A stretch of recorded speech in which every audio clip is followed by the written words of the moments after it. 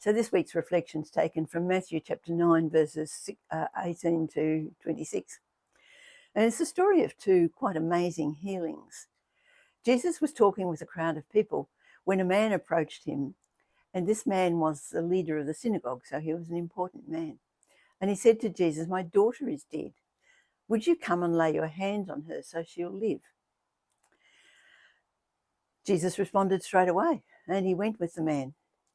And so did the crowd that had been surrounding him. They went with him. But in that crowd was a woman who was absolutely desperate because she'd been bleeding for 12 years and nobody had been able to help her. And she was convinced that if she could just touch the hem of Jesus' garment, that she would be healed. She did that. She managed to push her way through the crowd. She grasped onto the hem of Jesus' garment, and he said he felt power go out of him. He turned and saw the woman, and he said to her, "You are healed," and she was.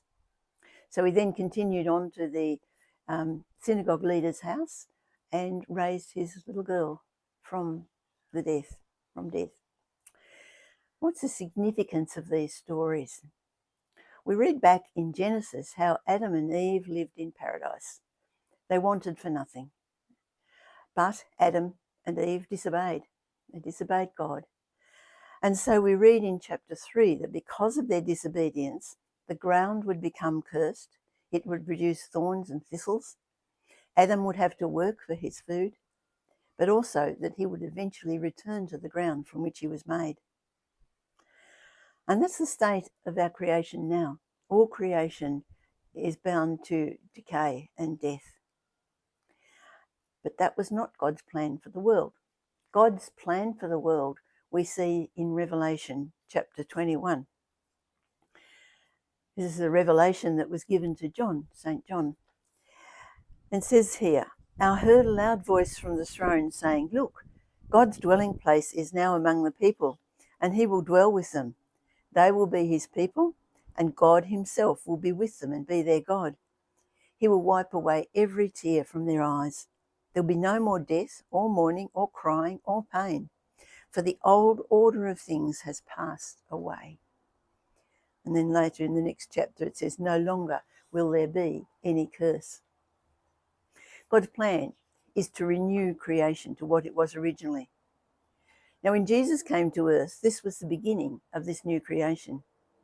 Everything he did pointed to God's plan. The fact that Jesus lived among us, that he mixed with every people every day, just ordinary people, he was accessible to everyone, shows us that God is not a distant God, but God is accessible to everyone. This is shown in the stories of today. Jesus was talking with a crowd of people. The synagogue leader came running up to him, begging for help. And Jesus didn't say, "Look, I'm too busy. Can't you see I'm busy at the moment?" No, he got up straight away and went with the man to his house. And it's while he was going that this woman touched his garment, and he stopped because he felt the power go out of him. And he saw this woman there, and a desperate woman. The Greek word for touch suggests rather that she grasped hold of his garment. The synagogue leader was an important man, and this woman was a nobody in the eyes of people around that day. But Jesus stopped for her. He interrupted his trip to the man's house. He made time for everybody because God has time for everybody. These people, both of them, came to Jesus because they had a deep need. The synagogue leader was an important man. He was also a stalwart of the established religious system that was very opposed to Jesus. Yet he was willing to humble himself and go to Jesus because he had a need. The woman also had a deep need. Her condition made her outcast, not just from society, but also from her family. She came to Jesus in desperate need because both of them had nowhere else to go. And so they were willing to put all their trust in Jesus.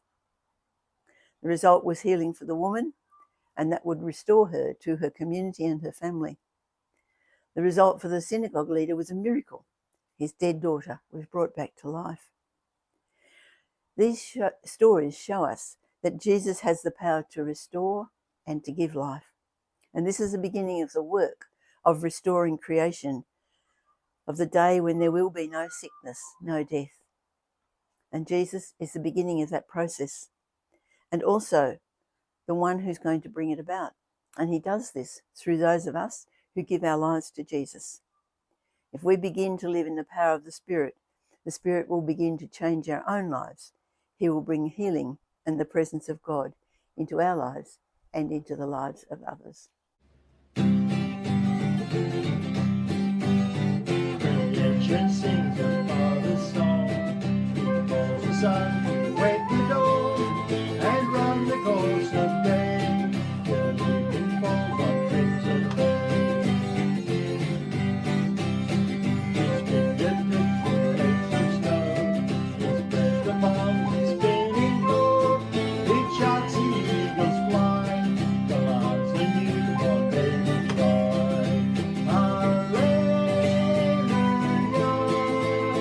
Let all creation stand and sing. Hallelujah. Fill the earth with songs of worship. Tell the wonders of creation's King.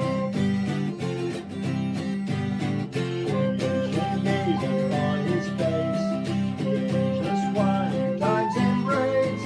Unveil the Father's plan of reconciling God to man. A second Adam walked the earth.